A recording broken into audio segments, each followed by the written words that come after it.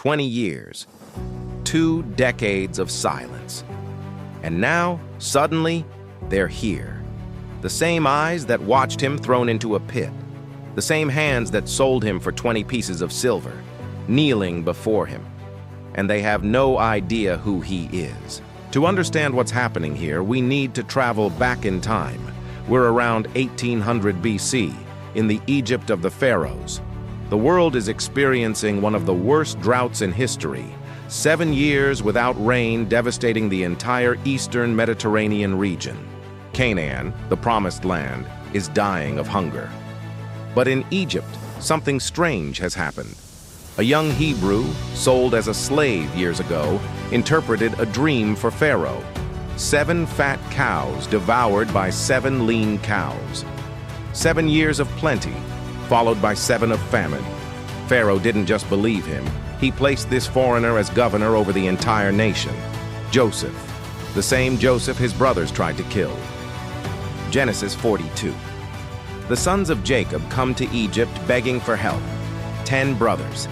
Missing 1. Benjamin, the youngest, the only son of Rachel still alive with their father. They don't know it, but they're standing before Joseph himself. He's there, dressed as an Egyptian, speaking through an interpreter. Yes, he needs this, even though he understands every word they say. Imagine what Joseph feels. The last face he saw before the darkness of the pit. The voices that shouted, "Let's kill him," and then changed their minds only to keep their hands clean. Now those same voices beg for food. The text says something extraordinary. Joseph recognized his brothers, but they did not recognize him. He accuses them of being spies, speaks harshly, and as he speaks, he weeps, alone at night when no one can see. But Joseph doesn't take revenge. He tests them.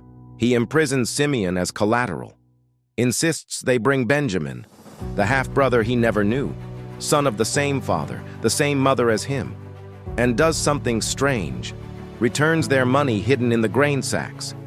Why? Because Joseph needs to know one thing. Have these men changed? Are they the same ones who sold him, or has something happened in 20 years? When they return without Simeon and tell their father, Jacob collapses. Joseph is dead, Simeon is imprisoned, and now they want to take Benjamin? He refuses, but famine gives no quarter. Finally, eating their last grain, he yields. Genesis 43 and 44. The second visit is different. Joseph receives them in his home, unthinkable for foreigners. He looks at Benjamin, his blood brother, and has to leave to weep. Again. But it's still not time. He traps the brothers, hides his divination cup in Benjamin's sack. When it's found, they all return desperate. And it's there, before Joseph, that Judah makes a speech that changes everything. Judah, the same one who suggested selling Joseph instead of killing him, now offers himself as a slave in Benjamin's place. I cannot see the suffering of my father if we lose this boy too. 20 years ago, Judah saw a brother as merchandise. Now, he's willing to be a slave to protect another. And it's in this moment that Joseph can no longer hold back. Genesis 45:1.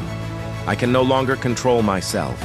He sends all the Egyptians out, stands alone with them, and says in Hebrew, the language he hasn't spoken in 2 decades, I am Joseph. Is my father still living? Imagine the silence, the shock, the terror, and then the most surprising words in the story. Do not be distressed or angry with yourselves for selling me here. God sent me ahead of you to preserve life. There has been famine in all the land for 5 years, and there will be 5 more. Not, I forgive you. Something deeper. God used your evil to accomplish good.